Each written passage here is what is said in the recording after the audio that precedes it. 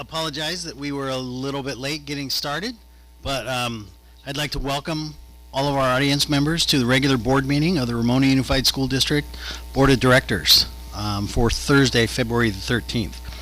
Our first order of business is to bring up Lila from Hanson Elementary. She's going to lead us in the Pledge of Allegiance.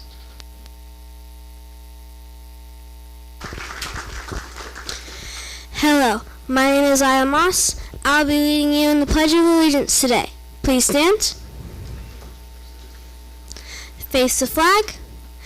Put your right hand over your heart. Ready, begin. I pledge allegiance to the flag of the United States of America and to the republic for which it stands, one nation, under God, indivisible, with liberty and justice for all.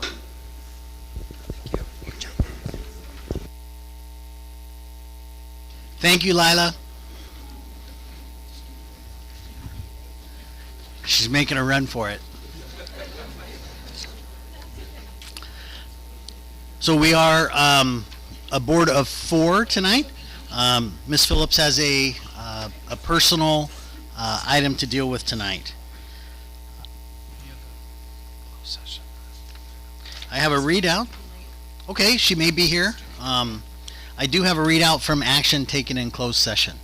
In closed session today, by motion of member Don Perfect, seconded by Dan Summers, the board approved the readmission of a student number 23-08 and 23-09 to commence on February 14th. The roll call vote was as follows. Drum, Doan, Summers, and Perfect were all A's. There were no votes and nobody abstained. Next item is to give the instructions for addressing the governing board. Mr. Dome. Okay. The Ramona Unified School District welcomes your participation at the district school board meetings. Your participation assures us of continuing community interest in our schools. To assist you in the ease of speaking and participating in our meetings, the following guidelines are provided. Orange request to be heard cards are available to all audience members who wish to speak on any subject item or under the category of item E, public comment. These presentations are limited to 3 minutes per person or 15 minutes per item. Submit completed orange cards to the board's recording secretary in advance of the item presentation. Orange request to be heard cards will not be accepted once the item has commenced. Speakers are asked to direct all comments to the members of the board. All participants are asked to be respectful of other speakers when they are addressing the board. Public comment is set aside for members of the audience to raise issues that are not specifically on the agenda. These presentations are limited to 3 minutes per person or 15 minutes per item. Public comments may be submitted online at the link listed at the top of the agenda. Please note that electronically submitted comments will be printed and distributed to board members and will not be read aloud during the meeting. Thank you, sir. Next item on the agenda is item C5, which is the approval of tonight's agenda. I do have a request for someone to pull. I'll make a motion that we approve the agenda pulling item F7. Is there a second? I'll second. All right, all those in favor? Aye. Motion carries 4-0. Next item on the agenda is item C6, which is the approval of the consent calendar. I move approval. Second. Approval, motion and a second. All those in favor? Aye. Aye. Motion carries 4-0. Now we're going to move on to one of the best parts of the night. This is item D1. This is our school site showcase, and tonight we're going to feature Hanson Elementary. Mr. Rogers?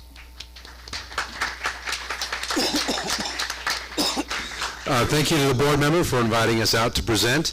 I asked my staff to share with me what they wanted to share with the board, and I put together a montage of some pictures and video clips kind of highlighting those moments and slices of life at Hanson that our staff really appreciate. The last few clips are going to be clips you'll see of some fifth graders doing some math in Miss Ferguson's class, and some fourth graders doing some science, a fish dissection in Miss Vanderland's class. Excuse me, and we have some students from both of those classes that want to share a little bit more about those experience in mathematics and science at Hanson. So we'll start with the montage, and then we'll have our student speakers come on.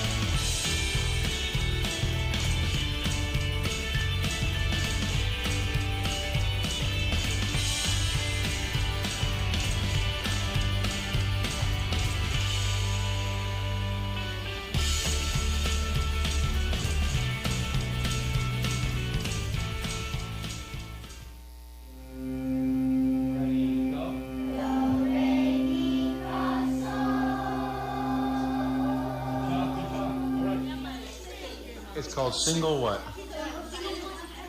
Single point perspective. Very cool.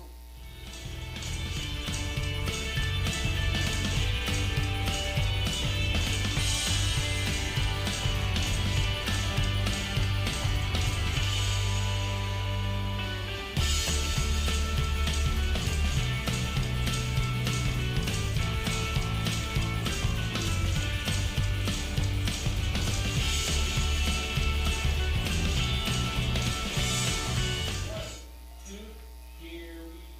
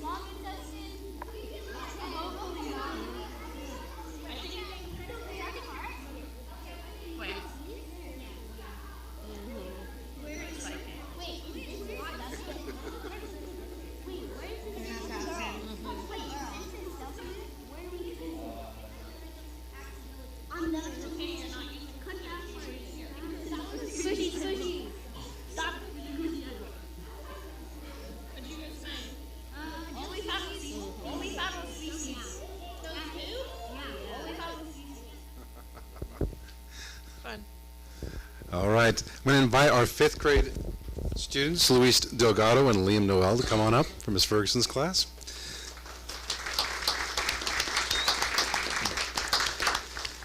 Ms. Ferguson is doing a lot more with standing whiteboards and a lot more student collaboration and discussion in her room, and they want to share a little bit about their experience. Let me give you guys the mic. All right, you want to? Wait, which way do we face? That way or this? Let's face the board. Yep. Tell it to us. All right, guys. Are you ready? Or are you too nervous? All right. Into the mic. My name is Liam Noel. Hi, my name is Luis Dorado. What we do is we work with our table group on problems instead of working alone. And we can help each other understand. We can help each other. We can talk to each other instead of sitting in silence. And everyone has to take a turn writing and explaining. Work at the whiteboard. Miss Ferguson puts white paper on the other side of the window so we can use the window as whiteboards. It's a big space to share our thinking. If we get stuck, we can look to see what other people are doing and try to make sense of the problem. If we can explain it, we can use it. It's more fun than a pencil and a paper, and it's better for the environment. Easier to erase and fix. If we make an error, like calculating wrong, We get to stand up while doing the math instead of sitting down at our desks. And it is easier to think when we are standing and can move around. Miss Ferguson can see everyone's work, so she knows if we need help or if we need harder problems to challenge us. And challenges are good for learning. we can use different strategies and find different ways to get the same answer. Thank you. Thank you, guys. Great job. Thank you.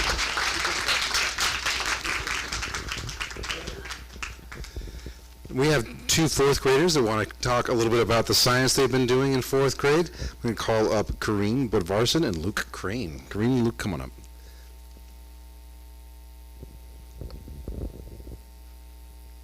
You guys can, how about you stand here and here?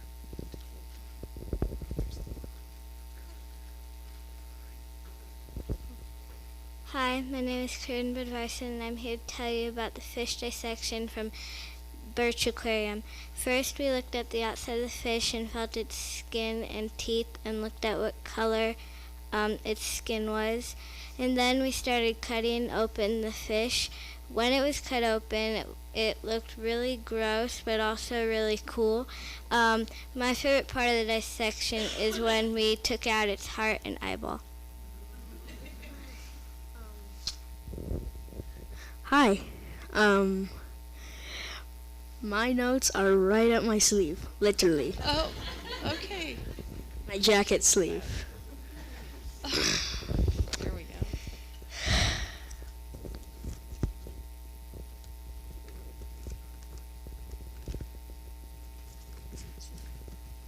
You guys know this is probably the best part of our meeting, right? It is, for sure. Hi, my name is Luke Crane, and I am here to tell you about my experience with the fish dissection. What I liked was the scientist from Birch Aquarium was there to help us with the dissection. I learned that fish hold gas in their bladders so they can float. What I think could be better would to be provide gloves for the dissection. Noted. Overall, it was very fun.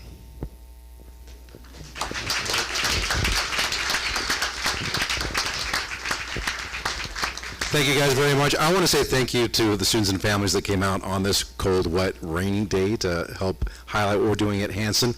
And board, one of the things we're doing at Hanson, we're really focusing on students talking and collaborating and working together to create meaning in mathematics and doing hands-on things in science and engineering, and to get kids to collaborate and work together, and it really stirs that engagement, and hopefully we're going to be showing that impact on their student performance and learning by fostering those conversations and collaboration at Hanson Elementary. So thank you for allowing us. It's time to present on Hanson.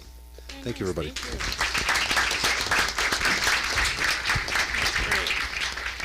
Mr. Rogers, we would like to thank Liam and Luis. We'd like to thank Corinne and Luke and Lila and all the families that came out tonight to help just show off your school a little bit. It's clear that the students love it there, and it's because of the collaboration and the environment that the staff makes there. So, Mr. Rogers, extra recess next week. How's that? All right. Thank you. Thanks very much. I almost said tomorrow. Right. So next item on our agenda tonight is the student highlight program from Ramona Rotary. We have a member from the Rotary? Thank you. Please face us. So my name is Eva Trigger. I'm speaking on behalf of the Ramona Rotary, and I'm also a substitute teacher, mostly at Hanson. So I was very excited to see all people here from Hanson and all the kids. That was beautiful. So tonight we are recognizing a few people.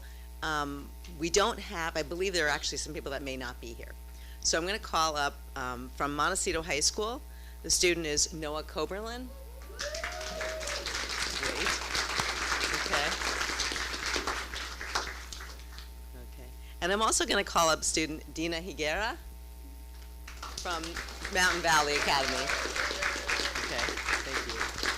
All right. So I want to tell you both that we're really excited to present you these awards, and and we're told that you've really done an outstanding job at both of your schools. So I'm going to ask your teachers to come up as well, and any parents that are family that are here. Okay. All right. So first of all, I want to congratulate you and present you with an award. Okay, Noah, this is for you. And do you want to say a few words about how you've been doing this year and what your goals are? Please. Honestly, I'm just surprised that I got this at all. I was not expecting it when this first happened. This is probably the biggest award I've had in my school life, and I'm thankful to have it. Great. To all the teachers that thought I earned it. Good. Good. I'm sure we'll hear from your teachers as well. Okay. And then let me, Dina, it's for you. And maybe you could also tell us about how you feel. No, you don't want to speak? Oh, okay.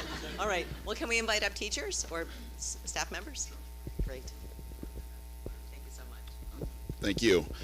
I'm here tonight to say some words about Noah, excuse me. I get nervous too in front of crowds, so.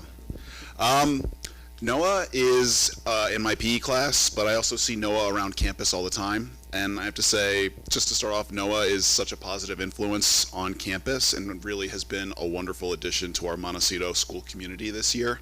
It's really been a great addition to our campus life, and I'm always excited, always happy to see you around, always happy to say hi. Noah has consistently shown that he is not just a hard worker, but also has outstanding character. He's someone who brightens the room, and his kindness to both students and staff does not go unnoticed and creates an environment where others feel valued and welcome. Noah strives to maintain good grades and is the kind of student that just makes you excited to be in the classroom as a teacher, just makes you excited to be at work that day. He promotes positive school culture for us, and he's always on time, always great with peers, always a pleasure to have in class. Like I said, it's just, he's one of those students that just really, you know, as I reflect back on like those hard days, it's like Noah's always a bright spot on those days. He embodies all of the qualities we hope to see in our students at Montecito: hard work, kindness, respect, and we are very grateful and very happy to present this award to him this month. So Noah, congratulations. Thank you so much.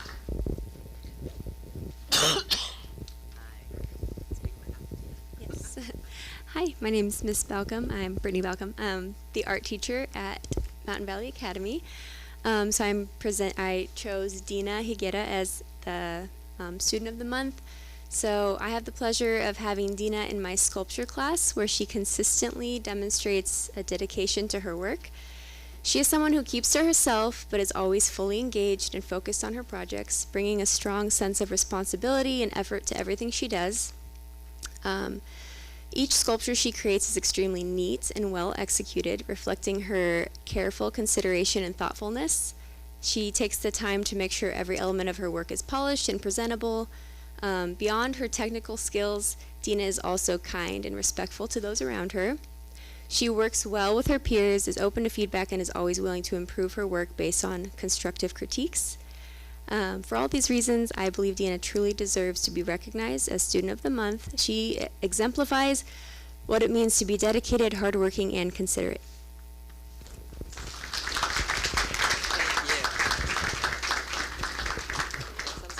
No, we delayed from last month because I had Finley working. So we just wanted to talk to for the Rotary Award because we couldn't do it last month. Okay. So we get delayed. Is that okay? Okay. Okay, awesome. This is Finley Cameron from Ramona High School. I'm Miss McDonald, and I'm also one of my many hats. I'm the yearbook advisor.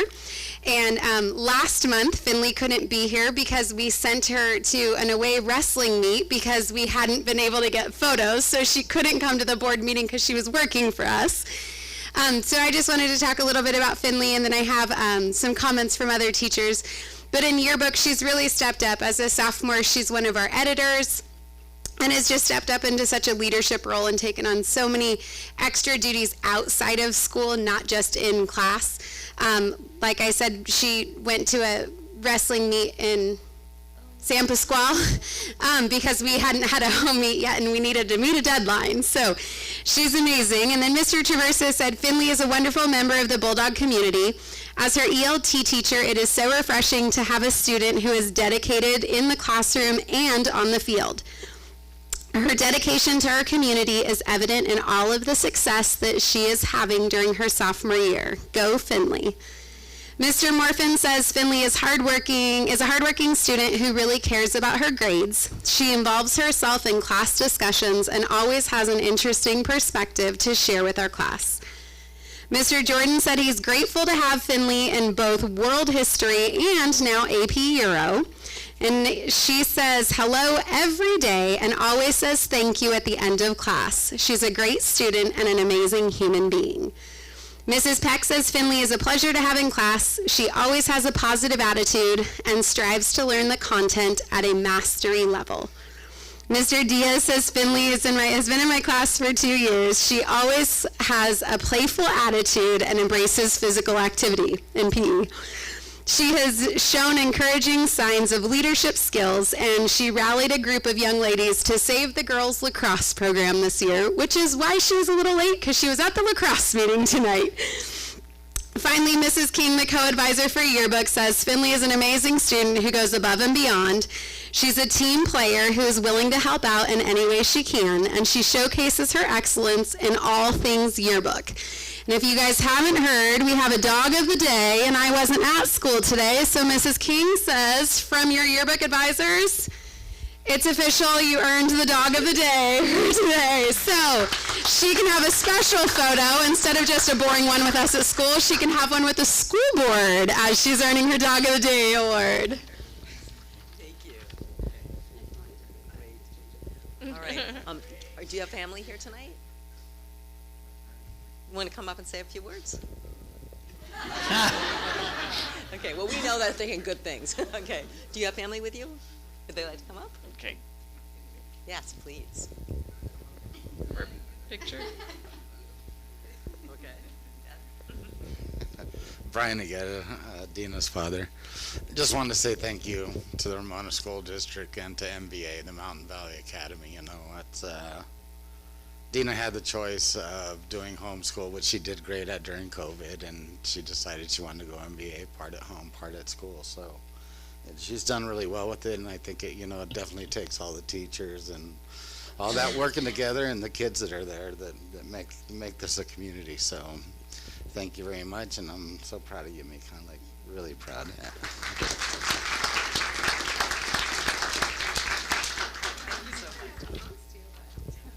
you want to come up and say anything? Okay. Well, we know you're amazing. We heard it. No. Very good. All right. Well, thank you so much. Yes. You are going to talk? Okay, great. Thank you. We just want to thank Montecito High School for recognizing our Noah. We know how special he is, but I appreciate the fact that that shines onto his school. Montecito is near and dear to our family's heart, and so we are very thankful. Thank you, awesome. Congratulations. Give that back to you. So Eva, we want to thank you and the Rotary for what you're doing for our schools, what you're doing for our students. Congratulations to Noah, Dina, and Finley. Great work. And I really want to call out the staff who came tonight and thank them for coming here and helping us recognize your students. And Noah, the compliments that you got from your teacher tonight are of the highest order. They really are. You should be proud. So nicely done. Thanks, everybody. I know that there might be some people heading towards the door. We're going to continue on with our meeting. And if you do split, feel free. Thank you for coming tonight. Next item on the agenda is, we're going to slow roll this just a little bit. The report from our students, board members. We are going to start with Holden. So Holden, it's all yours. Good Don't evening. take it personally that they're all leaving, you know. My name is Holden Jordan, and I'm the student board representative from Ramona High School. Thank you to Dr. Thurman, President Perfect, and the RUSD board and cabinet for having me here tonight and providing me with the opportunity to represent Ramona High School. I would like to congratulate our Lady Bulldog wrestlers who are Division III CIF team champions. The Bulldogs have 5 individual champions: Savannah Diaz, Hannah Gonzalez, Juliana Peckelder, Taryn Lee, and Robin Moore. The Lady Bulldogs have 9 wrestlers that will be competing in the Masters Championships next weekend. The boys wrestling team will be hosting Division III Wrestling Championships at RHS this Saturday starting at 9 a.m. There will be 19 teams participating going into the Masters Championships. NJROTC Marksmanship is headed to Nationals this weekend in Alabama, and the hope is to place in the top 7 in our division and go to all divisions national championship in March. We return next Wednesday. Dog of the Day. Teachers are recognizing students who show what it means to be a Bulldog in our town and meet the 3 R's: respect, responsibility, and resilience. All students each month receive a red shirt signifying the Dog of the Day. Winter Formal is next Saturday, 2/22, from 7 to 10 p.m. in the gym. This is the first time in a while that RHS has held a third dance. This dance is open to MVA and Montecito as well as non-RUSD guests. Spring sports are starting up with tryouts happening this past weekend along with the upcoming weekend. Track and field, swim, dive, baseball, softball, boys volleyball, and boys tennis. As well as the song team is headed to nationals in Florida this weekend. Thank you. Very nice. Thank you. Holden, nicely done. We'll move on to Izzy. Hello and good evening. We're having a fun second semester over at Mountain Valley Academy, and our 25 to 26 applications are available now. So for anyone who's interested in the K through 12 experience upcoming, the link is in our website. Our K through 5 extras are going strong with activities like lunar, lunar, and tortilla making, and an elephant toothpaste experiment. So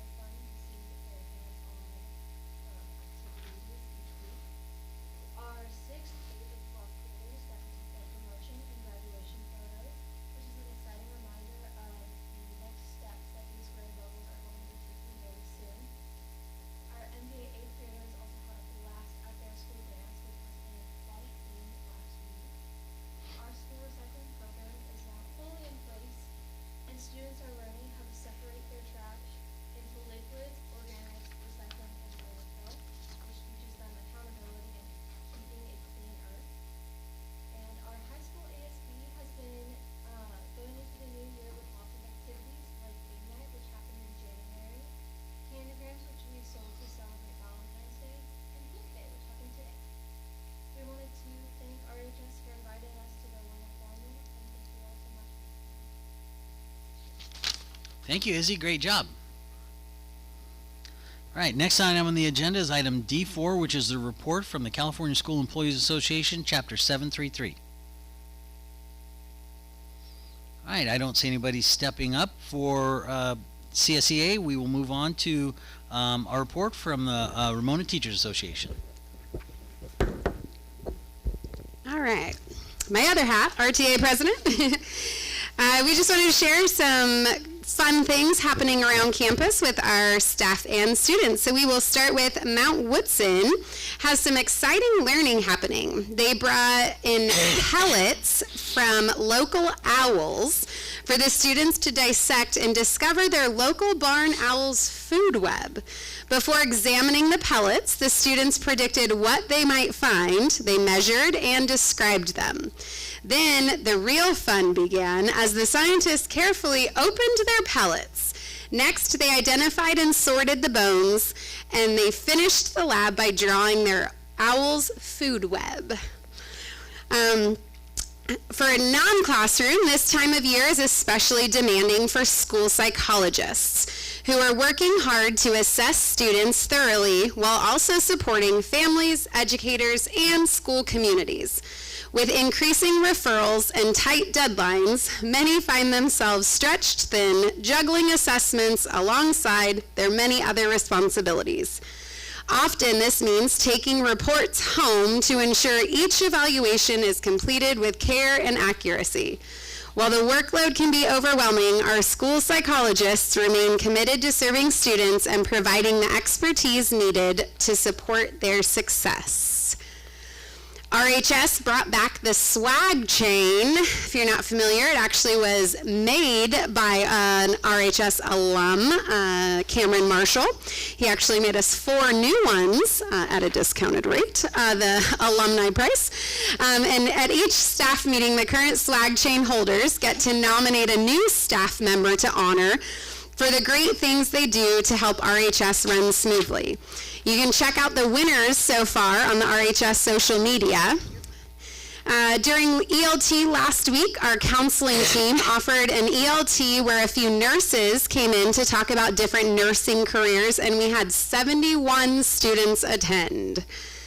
Miss Shoddy's drawing and painting class got to visit the Museum of Contemporary Art in Los Angeles yesterday, which was a fun outing. ROTC Marksmanship is headed to Nationals this weekend, and their hope is to place in the top 7 so they can continue on to the National Championship in March. So good luck to students and staff involved. Montecito ASB is prepping for a fun Valentine's week. Actually, yep, that happened this week with candygrams to add joy to their campus and neighbors. ASB students have also decided to keep up their relationship with the Ramona Senior Center, and they made over 200 Valentine's cards. They were able to be delivered to homebound seniors in our area. Montecito's awesome counselor, Briseño, put together a career fair for this week with over 30 schools and employers offering options for students, and Ramona Rotary and the Seroptimists have been mentoring senior students to prepare them for their next steps. Female students at Montecito have been participating in Dream It, Be It. It's a 6-week program where successful women in the community conduct workshops with students to help them solidify career goals and plan for their future. Montecito Skills Construction students competed at the regional competition at the beginning of the month, and they get to find out soon whether they make it to state. Good luck to students, and good work for Mr. Jordan preparing his students. Thank you so much. Thank you very much. We will move on to item E1, which is public comment. Roger, do we have any speaker slips? Yes, Stephanie Bonilla.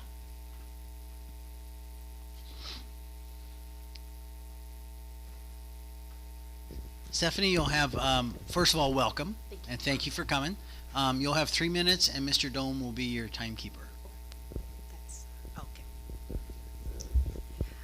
Good evening. My name is Stephanie Bonilla. I'm a parent of 2 students at Ramona Montessori Community School. I just wanted to bring to the board's attention that your vote to have an intervention specialist at every elementary site is not currently being fulfilled at RCMS. The position could not be filled, so a fraction of the funds were used to purchase accounts to an online reading intervention program called Imagine Learning last year. I've spoken with teachers and they've said it worked well for students with not only with deficits but also for students that are working above grade level. So it reached beyond what an intervention specialist would be able to do. Teachers shared that they were able to pull small groups while the rest of the class worked at their individual levels via their Chromebooks. All the students, including my children, have expressed disappointment when the program was taken away at the end of the year last year.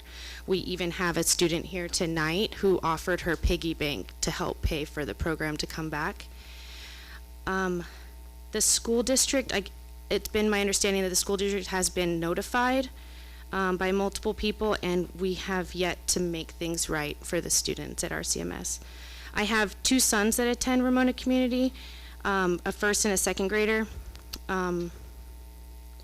We know that these 2 years, first grade and second grade, are really important for the kids to set their reading skills for the rest of their educational career. My second grader is operating above grade level and is missing an opportunity to be challenged. We know that there is a part of the brain that does not grow if it's not facing daily challenges. Without any other program for above grade level students, Imagine Learning is his only opportunity to stretch his learning above second grade. My first grader, in contrast, is currently struggling with reading. An intervention specialist or an online program would be what he needs. But I can tell you that we would save money and have the same, if not more, widespread results with Imagine Learning. Both of my sons need this program, and I hope the board can do something about getting RCMS students the differentiation they need to excel in reading. Thank you for your time. Mrs. Bonilla, thank you very much. If you would like a staff member to call you and have an in-depth conversation about this very topic, you're welcome to just put your phone number on here, and a staff member will reach out to you and have this conversation and provide you more information. Thank you for coming tonight. Is that it? Yep, you just have the one. All right, we are going to move on to the next item on the agenda, which is item F5, and that is report on spring open house and awards/scholarship nights.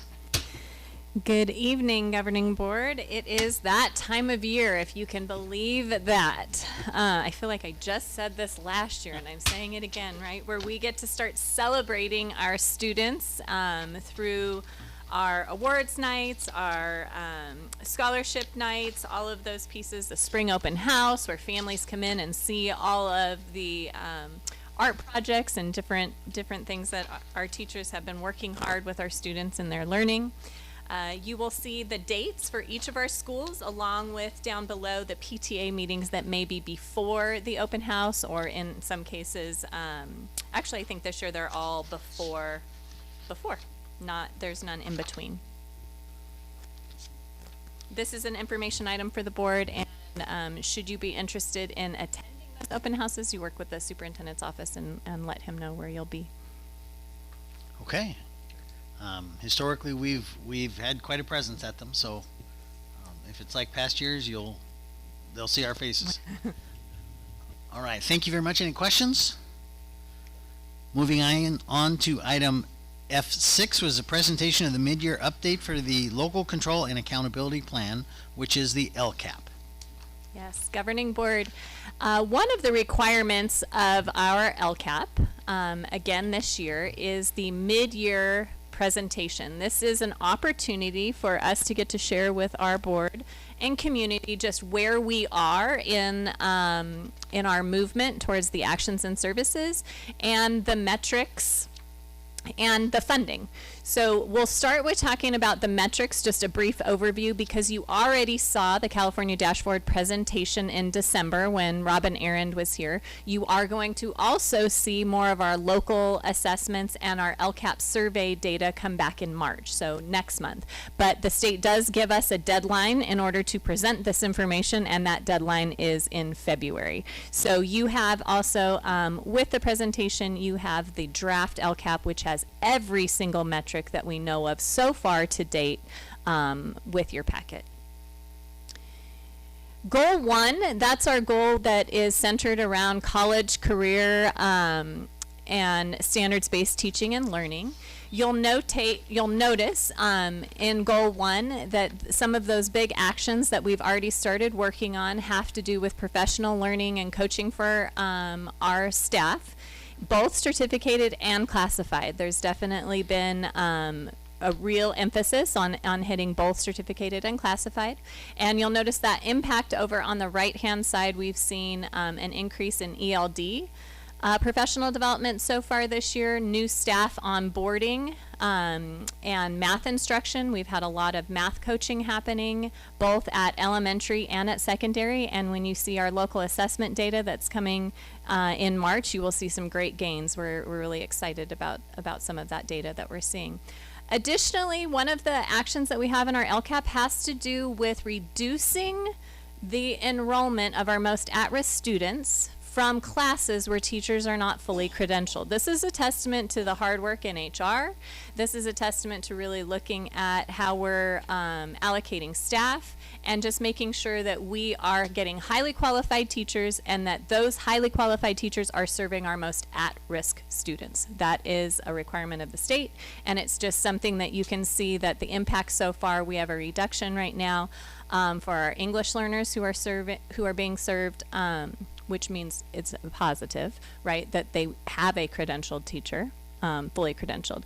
We did see an increase in students with disabilities, and as we heard earlier, we have a lot of special education teachers right now who are interns or who are just starting out, because the candidate pool in special education is hard. It's dry out there statewide. So you'll notice down at the bottom the budgeted for Goal 1 and the expenditures so far to date this school year based on what we've been working on.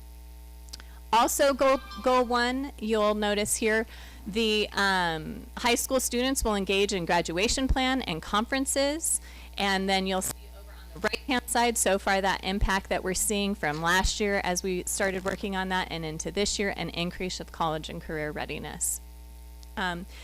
Another component that has been a big push, because one of our most at-risk subgroups is our students with disabilities, really honing in on that protected collaboration time between general education and special education. The more we started to dig into the needs of our students and why the student outcomes weren't going where we needed them to be going, a lot of it had to do with just that time and that protected time for our general education teachers and our special education teachers to be able to sit down together and have time to have those conversations together to build quality IEPs, quality accommodations, all of those pieces that support students. So I'm not going to say we're there.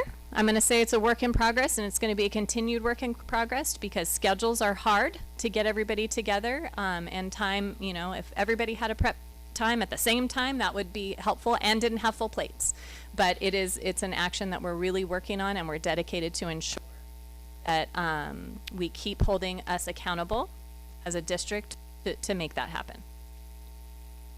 Goal 2 is about positive and supporting learning environments. So this is more of our behavioral side of things. I don't have to say, I can't say it enough, I guess is probably the better way to say it. Behavior is different. Behavior is different across the board in every single grade level, in every single school district. You hear it wherever you go. And so school sites have been making huge strides in trying to figure out ways to create this foundational positive behavior PBIS plan at their site. We've also been working to increase the number of staff who can be PROACT trainers or they are able to train in de-escalation. Traditionally, Ramona has only offered that on the special education side, we now have a general education team that is trained. So we're able to offer 4 more trainings this year and get more teachers in, more classified staff in, and with that, more spaces and more people. We're in conversations right now about how do we do this system-wide. That's a lot of logistics when you think of how many employees we have, because it really does matter to both classified and certificated. Attendance is a big deal, right? In Ramona Unified, we now, as a part of the LCAP, have those school site attendance teams who have to meet. They have to turn in their meeting dates, their agendas. There's a lot more accountability with this LCAP as a function of some things from the state and just some things that we needed to put in place so we knew we were meeting the needs of where we were falling short in our metrics. And so as you can see already, we've had 36 individual attendance intervention plans. You hear about intervention in academics, you hear about intervention in behavior. We actually so far to date have intervention plans in attendance. That's a district-wide system change. So that's exciting. Well, it's not exciting because we want kids to be at school and not have them, but it's a step in the right direction for supporting those families and helping them get their students here. Goal 3 is all about family collaboration and community engagement.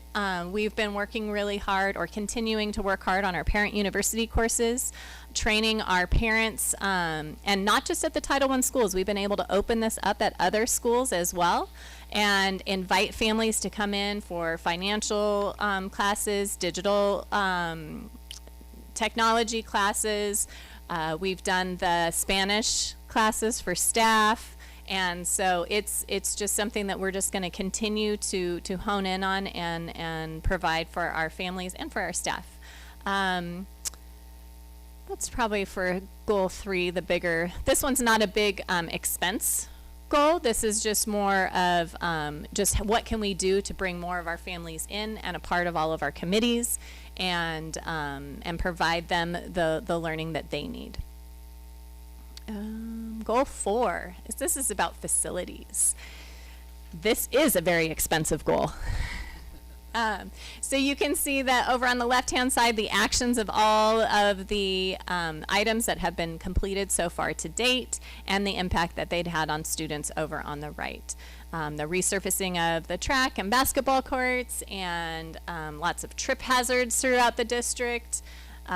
There's so much more that needs to be done, but what we have been able to do so far and the impact on students is fantastic. So we're really grateful for our M&O team and for all of the work that's been done so far.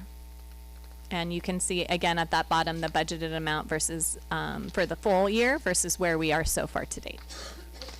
And lastly, we have the goal 5. If you'll remember from last year, Montecito High School and Future Bound get an extra pot of money called equity multiplier money. And so with that pot of money, we have to add a goal into our LCAP, and these are the actions that have been completed so far. So far they've been working on, we have an intervention teacher. We've increased our CTE pathways and increased mental health support as well. And you see those impacts over on the right-hand side. Dashboard results are kind of hard because that happened before these actions actually took place, so we can't really give credit to that, but that is where we are right now, so it's important to share. But that impact on having that counselor full-time and that social worker full-time is definitely being seen on that campus, and the culture on the campus, and they had a college and career fair here this week, and it was just, the buzz in the room was just phenomenal. The kids are filled with hope and asking questions, and it's just really, really exciting to see.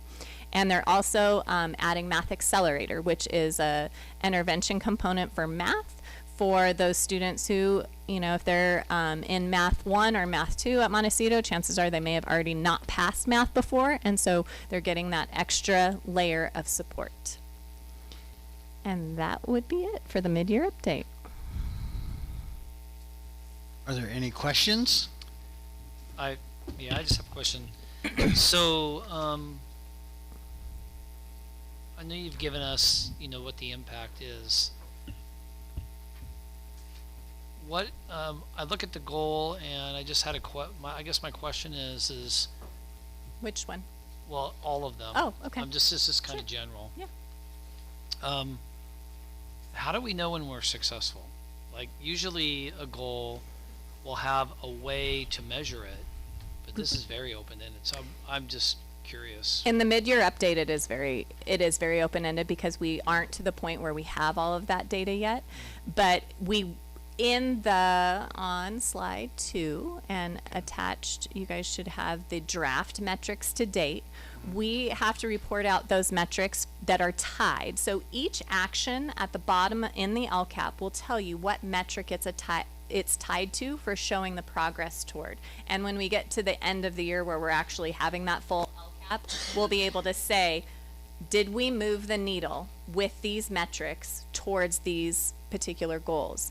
And in many cases, the funding is now attached to those metrics, and if we aren't moving the needle, those actions that we've written down have to go. So we're no longer allowed to spend supplemental money, concentration money on something that's not moving the needle. Now, our LCAP is a 3-year cycle, so sometimes you're not going to see traction in 1 year. You might have to wait to see it in 2 or 3 years before, but you should start to see something happening, even if it's just qualitative, not quantitative. If it isn't in the numbers yet, but we're seeing it with kids in the classroom. But we should see something over the 3-year cycle, and if we don't, then that's where at year 3 we go, you know what, we thought this was really going to work. It's not working, so we're not going to keep putting this money towards this action any longer, and we can't, because then we're just wasting money. And one more question, if you don't mind. Keep going. Again, this is kind of general. What accountability do we have from the California Department of Education that this entire process actually works? Like, are they doing their own LCAP accountability for themselves? Because we've never heard anything. They usually just implement stuff and then we have to do it. We never hear anything in return. Yeah, so our LCAP is reviewed by the County Office of Education in San Diego, not necessarily by the state. So we go through a rigorous process to ensure that ours is meeting the expectation. The county has their LCAP, which then gets reviewed by, I'm assuming, the state level. Know that the actual state has its own LCAP. I don't think so. I don't have the answer to that, but I think the answer to that's probably no. Let me kind of restate it. If I would assume the whole point of this is to make sure that monies are spent wisely and that students' academics are increasing. So we would do that whether we had the system or not. Correct. So what is it? How does that benefit the state? What is the goal of this?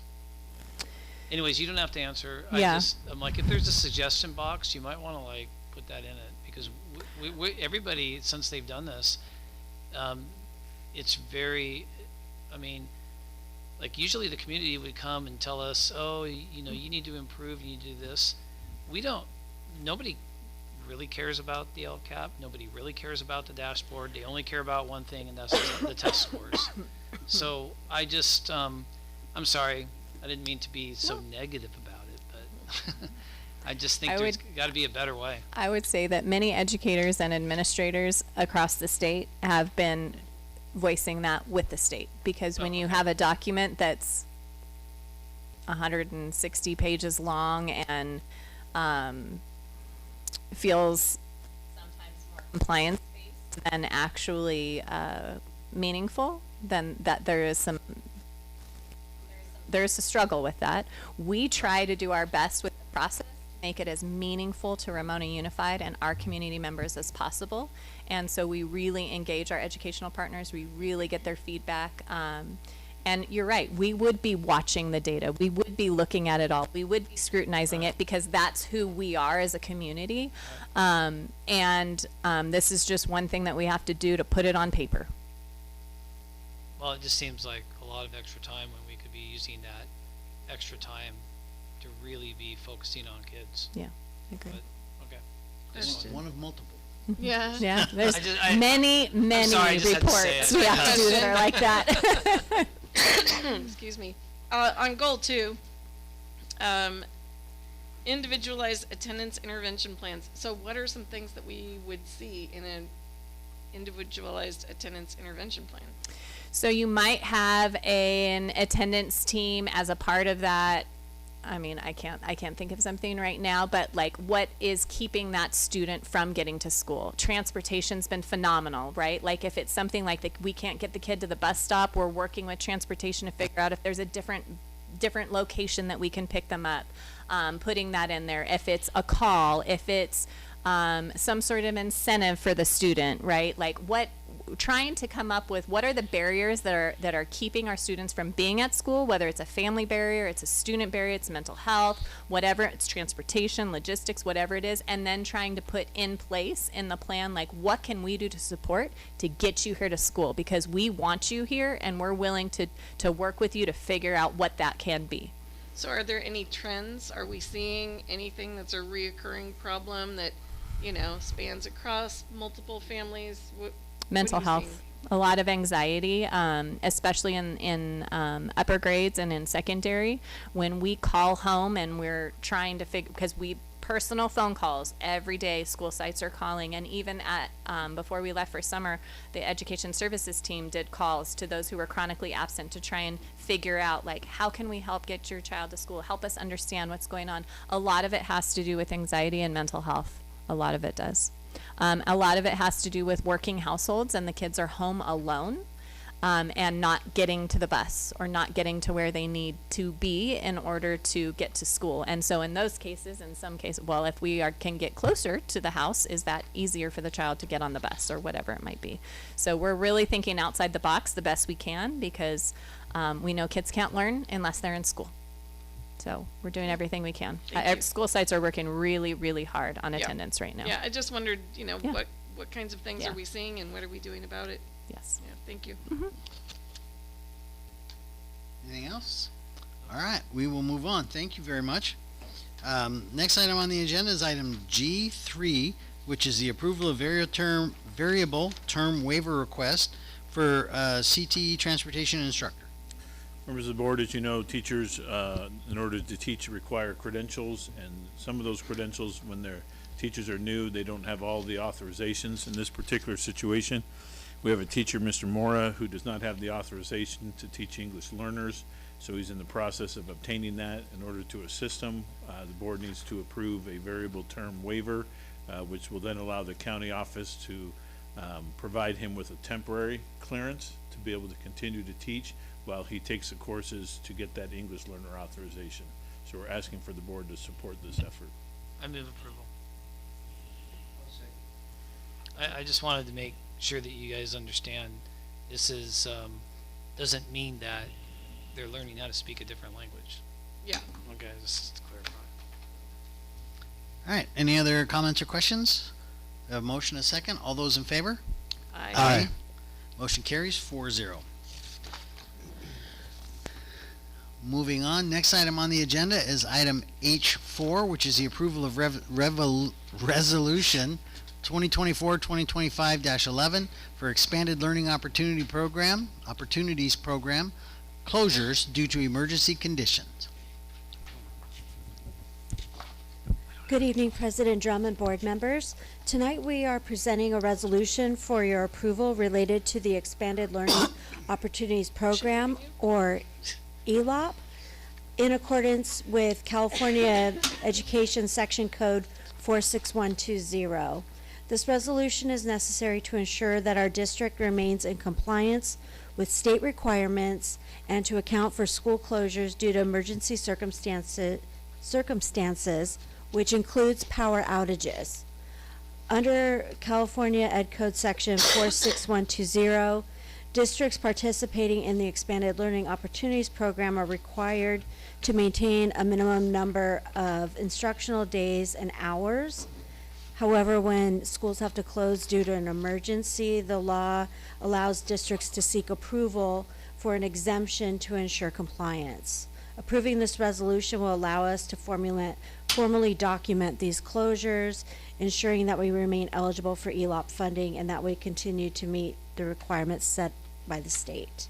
The district recommends that the board approve the resolution recognizing these emergency closures and their impact on the Expanded Learning Opportunities Program. I move approval. I'll second. Any questions or comments? All those in favor? Aye. Motion carries 4-0. Thank you, Tori. Thank you. Next item on the agenda is item H5, which is the approval of declaration of surplus items, October 1st through December 31st of 2024.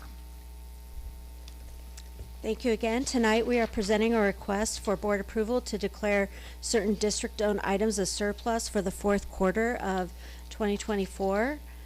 As part of the routine process of managing our assets, the district has identified technology items that are either damaged or have reached an age where they can no longer be supported on our current technology platforms. Additionally, other items have been deemed no longer necessary for district operations and may have potential resale value. It's the district's recommendation that the board approve the declaration of surplus items so we can proceed with appropriate disposal or sale. I move approval. I'll second. We have motion a second. Any questions or comments? Yes. My question is, well, first, with my understanding is that I believe the items, unless they're no longer usable, all go up for auction. All the other ones go to like e-waste or whatever. Yes. So my question is there any way that we can get a report afterwards so that we are aware how much money we're making on the auction? I can find out if we have the ability, I'm sure we do, to provide that information. I can bring that back.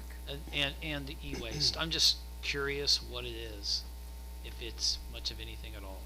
I will definitely look into that and bring back information for you. Okay, thank you. Think of all the Thank you. schools that are cycling Chromebooks out because seventh grader's not easy on a Chromebook. I don't know what the Right. expected life cycle Well, of it is. I think like people buy them, maybe even in other countries or something. Maybe. But I'm just, like, I know Maya's been, and she's not here, she's brought this up, and I was like, well, it'd be interesting to know what the end result is with them. I bet you there's thousands on the market. Yeah, there Thousands. probably are, so Hundreds of thousands. they're probably like worth Yeah. 5 cents each or something. Unfortunately, probably right. Most of ours just go to e-waste. We do take like our old teacher laptops, and if they're still in a fairly decent shape, we started this last year. At the end of the year, we sell them, and in most cases, people actually buy them and get them to seniors. So as That's our good, that's seniors better. are going on to community college or university, they're getting a laptop for, I think it was $10 we sold them last Something year. like that. And in fact, I think somebody bought like however many of them to get to this, even like a staff member or something donated Yeah. and bought them Wow. to get to the seniors. And that's a good use. Yes, it was But the great. Chromebooks aren't worth They're anything. not, no. The only thing we can really do that with is the teacher laptops that. I mean, we that still have pay, some life in them. we pay a couple $100 for a Chromebook, right? I mean, They're around, I think, I don't know, $300 each. Keith isn't here to really talk about this, Mhm. but I wonder what the price difference is when we buy mass quantity for a cheap laptop versus a Chromebook. I don't know. Seems to me that a laptop is going to be better than a Chromebook. So, anyway. That's it. Any other questions or comments? No. All right, all those in favor? Aye. Aye. Motion carries 4-0. Next item on the agenda is item H5, which is the approval of acceptance of gifts. H6, excuse me. Approval of acceptance of gifts. Thank you, President Drum. The district has received 3 very generous gifts of various types and for various purposes. It is recommended that the board approve the acceptance of the gifts as listed in H6. I'll move approval of acceptance. I'll second. Got a motion and a second. Any questions or comments? All those in favor? Aye. Aye. Motion carries 4-0. I was just gonna say there's actually another page here, so there's four. There's four gifts. And that that's a the grant, grants? and that's next on the agenda. Grants. Oh, I'm sorry, I jumped That's ahead. okay. That's a good segue. Yeah. That's my Next, old age. next item on the agenda is item H7, which is the approval of acceptance of grants. Thank you again. Governing Board, we are requesting approval of a $60,000 grant awarded to Ramona High School by the Foundation for Grossmont and Cuyamaca Colleges. This grant aims to reduce inequities in education and increase workforce participation. The grant promotes collaboration amongst K-12 districts, higher education institutions, and industry partners. Our district's participation will expand educational opportunities and strengthen workforce connections for high school students seeking further growth in our offered CTE pathways. Approval of this grant will allow us to move forward with the important initiatives set forth in the grant. Move approval. Second. Got a motion and a second. Any questions or comments? Yeah, can you give me an example of what you just said, what that looks like? Mhm. Like you started out, remove inequities, like, what is this actually doing? Like, what That's is- a great question. I don't have all of the details in front of me. Mr. Charlton at the high school is the one that wrote the grant proposal, and I believe it's it's a renewal of a grant that we've already received. It's just the next cohort or wave of the grant, and it's also excuse me, it's phase 2, I believe, and I don't have much more information about it at this time, but I can bring it back to you. And just quickly, are we kind of in between college districts? Because this is Cuyamaca, but we also have Palomar near us. Mhm. I can't speak to why we're partnering with Grossmont Cuyamaca over Palomar, other than maybe some of the classes that are being partnered with. Perhaps it's in the ag area. I don't know, because I know Grossmont Cuyamaca has more agricultural and horticultural type classes, but I can't speak for certain. I'll have to get that information and bring it back. Okay, that'd be great. We just I'm want to be happy able to notice, to make sure we can support it, and then if there's something to see, we want to be able to see it. So, Absolutely. thank you. Any other questions or comments? No. I do have a question. Are we required to sign an agreement in order to receive this grant? And if we are, would it be possible to send it out to the board? Because we've had grants in the past that had some strings attached Mhm. that were not attractive to this board. I'm happy to provide all the paperwork for the grant Thank you very much. for your review. Thank you very much. If I could add on this particular grant. Thank you. Yes, no problem. This is gonna continue some of those pipeline, CTE pathways that we have, like auto, welding, some of those types. And then also it's gonna help with the state of California has instituted a new, CCGI system. Basically, it's where everything, college and career for students is going to live. So almost their transcripts, all of those things where they can kind of like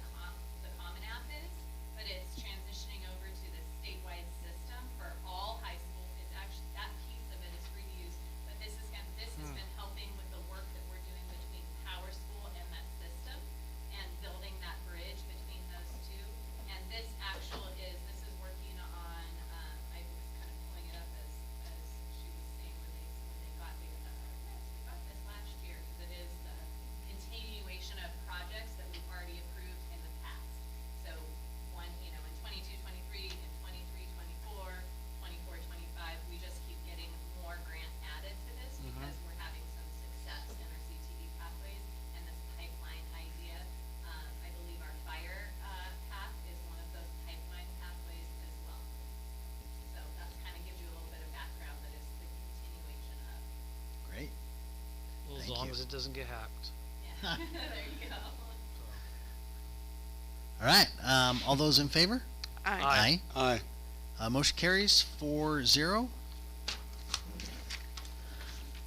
Next item on the agenda is item I-1, which is the first reading of recommended changes to Board Bylaws 9270, conflict of interest, and approval of Resolution 2024-25-12, adopting a conflict of interest code.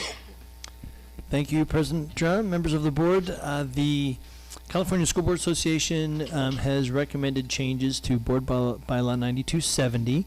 This is in conjunction with the government code that discusses the conflict of interest. So you'll see there are two government codes that we are need to follow. This also coincides with the County Board of Supervisors, who require us to revisit this policy every 2 years. So it's some of the things that Mrs. McMillan and I discovered a couple years ago. So we did bring this in 2023. We're bringing it again to you. There is the language here for the policy that is being recommended, and then there is a resolution attached in the very back as well. That is required for us to turn into the County Board of Supervisors, indicating that it's been reviewed every 2 years.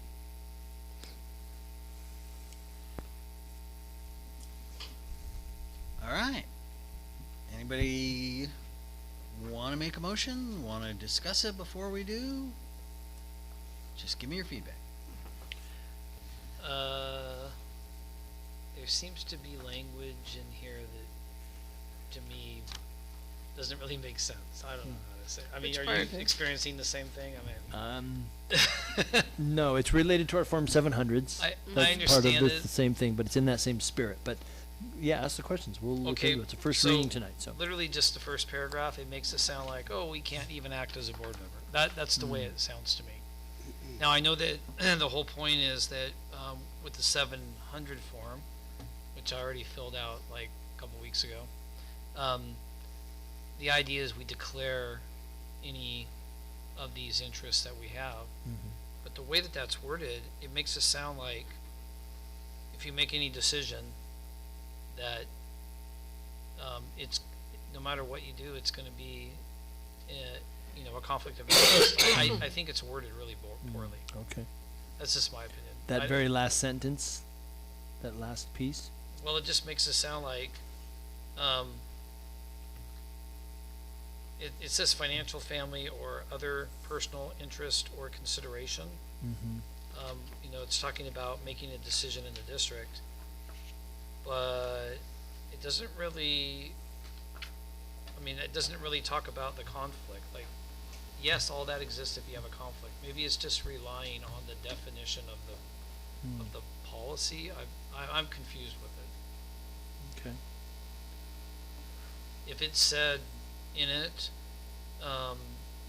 that addressed a conflict of like according to that, a conflict of resolution, then it would make sense to me.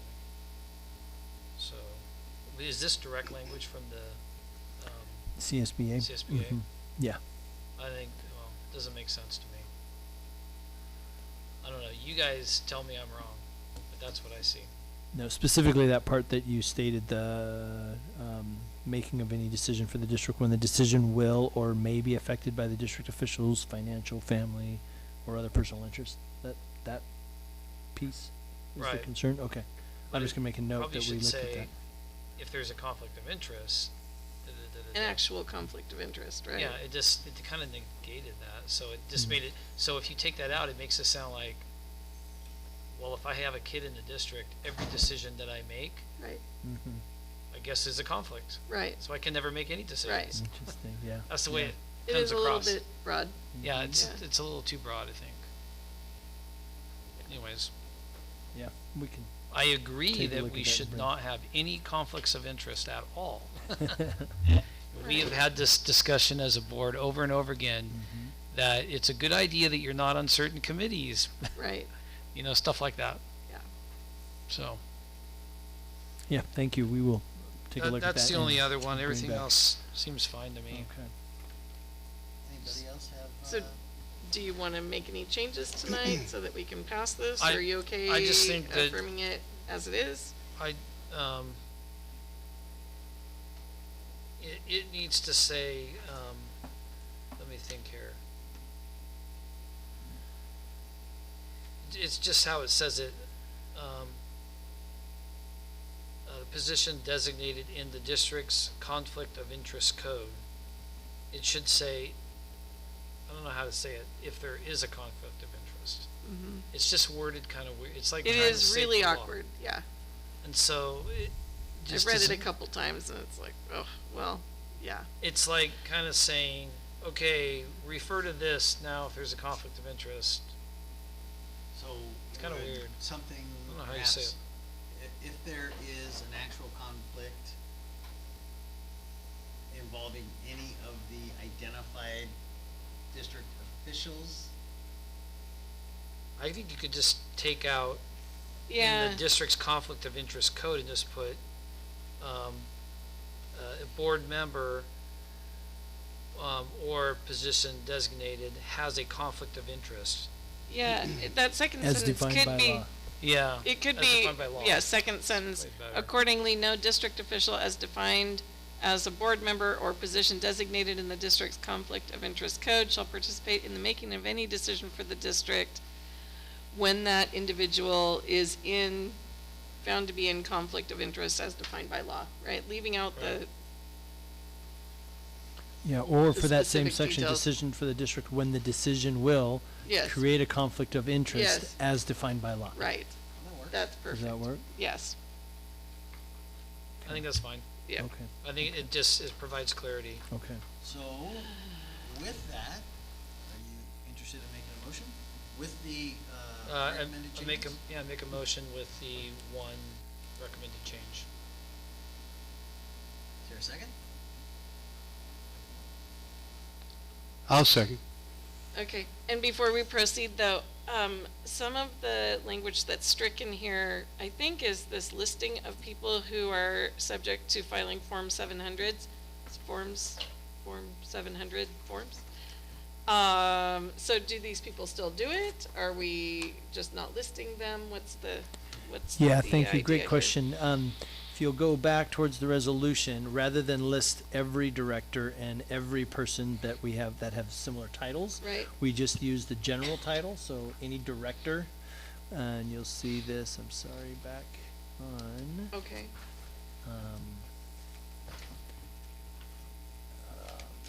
It's in the resolution pages, the exhibit that is there. It's on Okay. page 2 of the exhibit. So it lists governing board members. They have to do this under disclosure category 1, which is mentioned on the previous page. Then it'll say the superintendent, assistant superintendents, rather than each of the 3. So we have added directors in the past or managers. So this way we don't have to keep updating what's the director of or manager Okay. of. We just list those titles that we've had with their disclosure category and we're covered. oh, okay. So That makes everybody sense. that's in that list that's being Yes. stricken is covered with these job titles? Yes, Okay, thank you very absolutely. much. However, I have heard of districts that have every single employee fill out the 700 form. Really? In an abundance of caution, I know. Well, because think about it, if you get a gift, even a custodian, you get a gift card and it's over $20, so you better declare it. Well, Yeah. okay. I don't think we need to go that extreme, but I'm just saying. I'm fine with the Thank proposed you. changes. Yeah. Okay. I have a challenge Do tell. to the idea. to this particular issue. I coached high school football for 12 years. I coached wide receivers at Santana.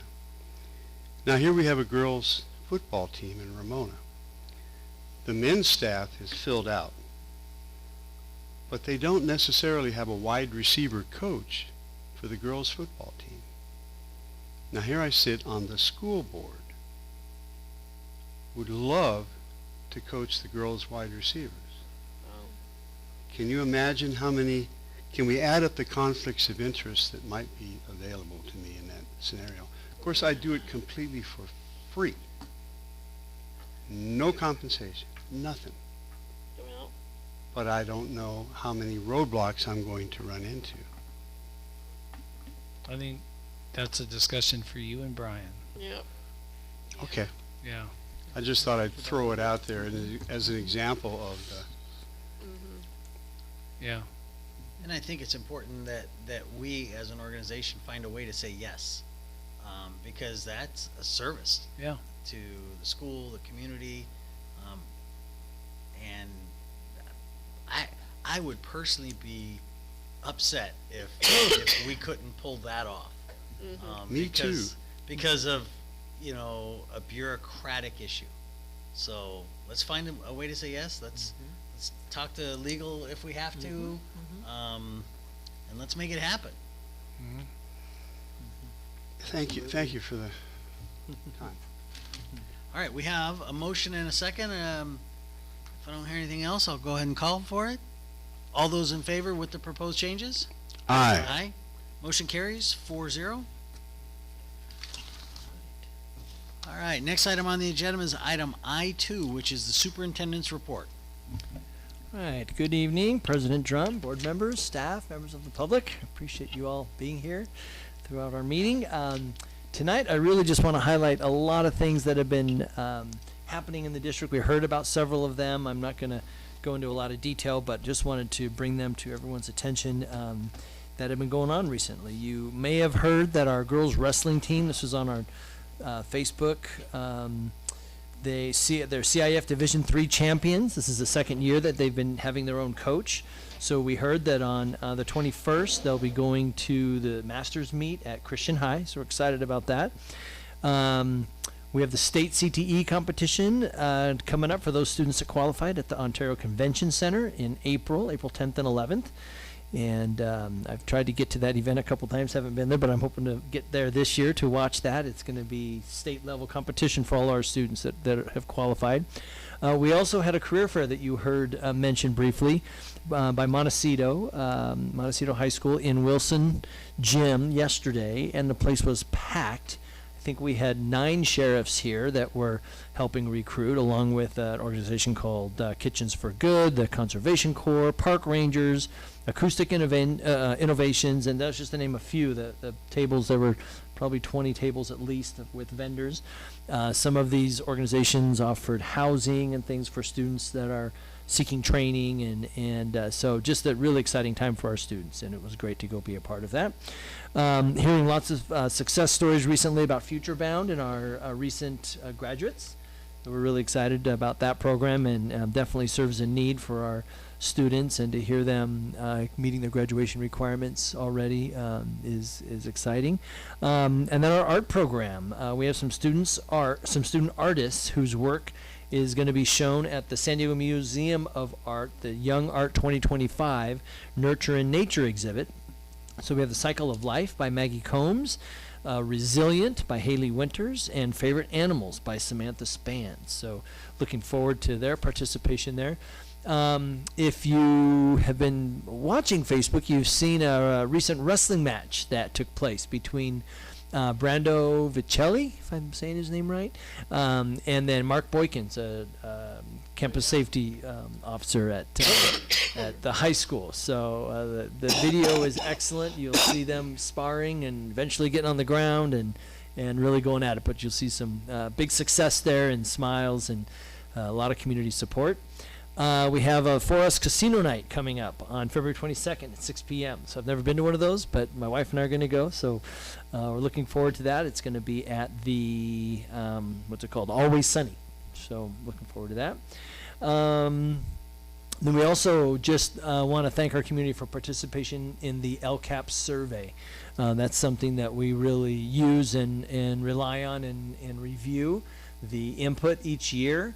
So I know we do reminders sometimes, and we're just grateful for our community taking the time to give us feedback on that survey. It's an important part of the work that we do, and that's related to funding and all those things. So thank you all very much, and special thanks to the board just for being here and your participation in this entire process, and being at events with us as well. So we're looking forward to as we're moving through the year.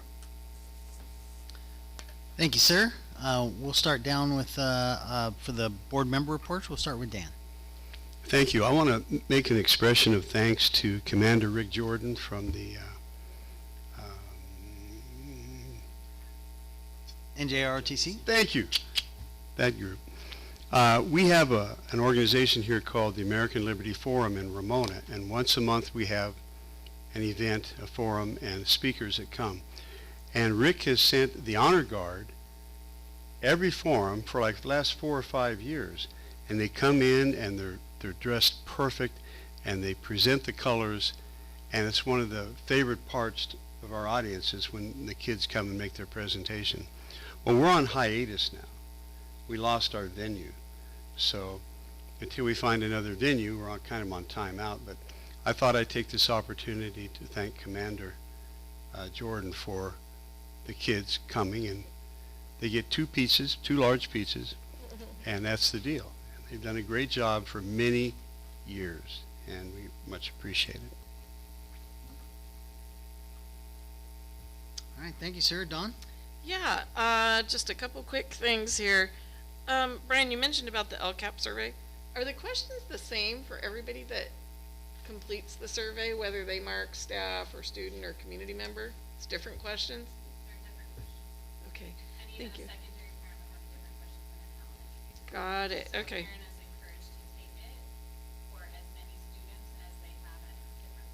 Okay, very good. Thank you for that.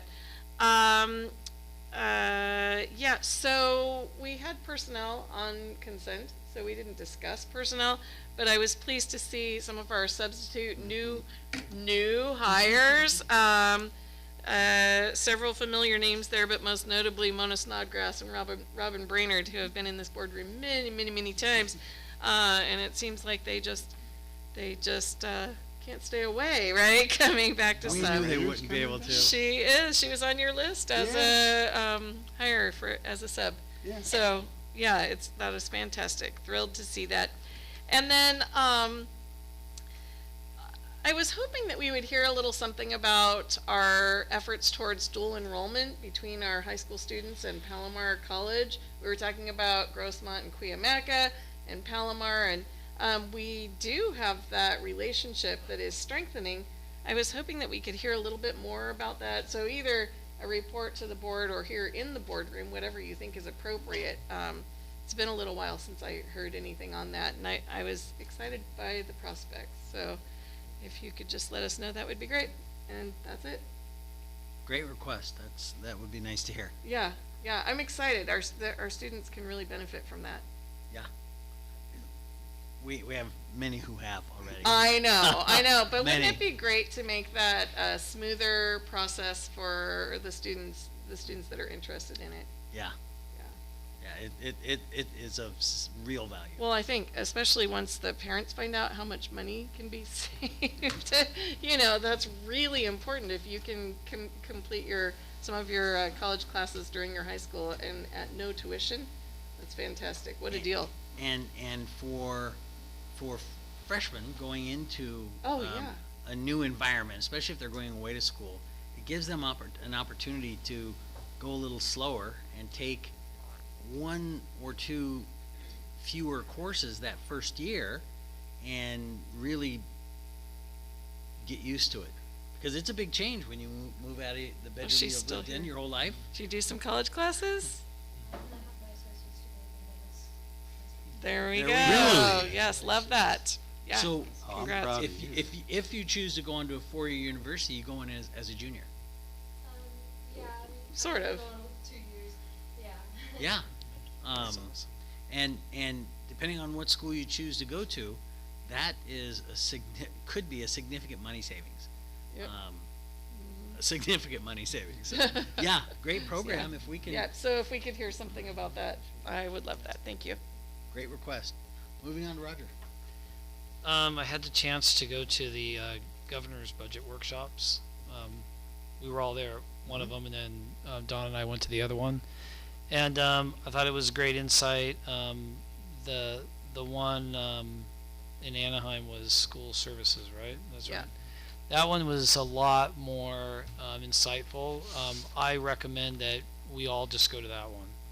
The other one really did not have as much information. So that's just my observation. I think Don will concur with that. I absolutely agree. The Yeah. workshop put on by school services is just so much more comprehensive when it comes to the budget at the state level and how that might affect us here in our district.